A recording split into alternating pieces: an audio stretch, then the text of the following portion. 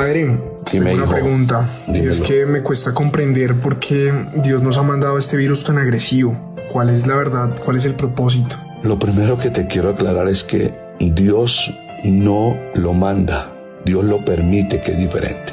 Esta pandemia la generó el hombre a través de la violación constante de las leyes universales que él estableció. Pero papi, es que algo tan malo yo creo que va a generar demasiada destrucción. Amor, el coronavirus no es malo y tampoco es bueno. Es necesario, que es diferente. Es el megáfono que Dios usa para hablarle a un hombre sordo que se cree autosuficiente.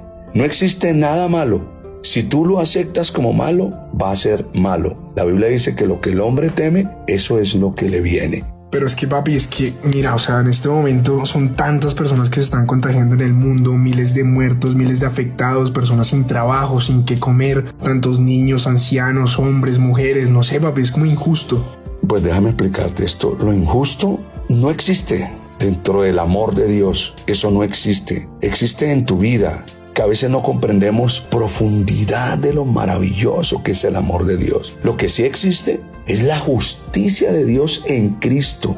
Lo exacto, lo correspondiente a que Él murió por ti en la cruz del Calvario y te entregó a ti la vida eterna. Que si tú reposas en esa creencia, vas a llegar bien lejos. Podrá ser una prueba bastante difícil. Podrá ser una lucha bien difícil en tu vida. Pero gracias a esta situación estamos creciendo. Si dejas de ver ese coronavirus desde tus miedos y lo empiezas a ver desde el valor que Dios te da para poderlo vencer, vas a ser diferente. Aprende esto, la decisión es tuya. Tú puedes tomarlo desde el miedo, el pánico, el terror, todo lo que están haciendo los medios de comunicación para inhabilitarte y para bajar tus defensas, o puedes pararte en el amor inmensurable de Dios, que ninguna plaga tocará tu morada. Dale opción al amor de Dios, que es el camino maravilloso para vencer, papi.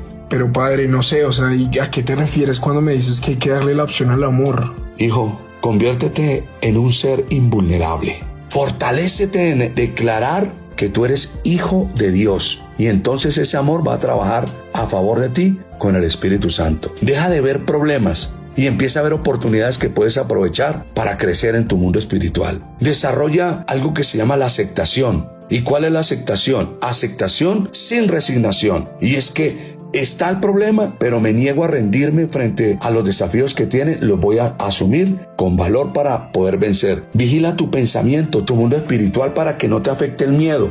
Y tampoco compartas tus miedos mandando mensajes de dolor y de fracaso y de juicio. Vigila la palabra que tú das. Siempre comparte una palabra de armonía, de sentir a la gente segura, de creer que Dios está peleando a favor nuestro, que las cosas se solucionan de rodillas y que tú eres más grande de rodillas que de pies. Y por último te quiero decir esto. Tú puedes ver el coronavirus como tu amigo, un aliado poderoso. Háblale, dígale, tú me estás enseñando, eres valioso para mí, porque has logrado por lo menos que ahora nosotros hablemos como familia, que tengamos un altar familiar, que nos reunamos a orar en torno a la palabra del Señor. En cuanto aprendas, te puedes ir acostumbrando más a la presencia del Señor, y aprovecha la oportunidad que este momento maravilloso de la vida me ha entregado, y es disfrutar de ti, disfrutar de nuestra casa y disfrutar de la presencia de Dios. A este Dios nada le queda grande, todo le queda en su anillo justo, el anillo al dedo para Él. A Dios siempre todo le queda correcto. Amén, padrecito. Compártelo.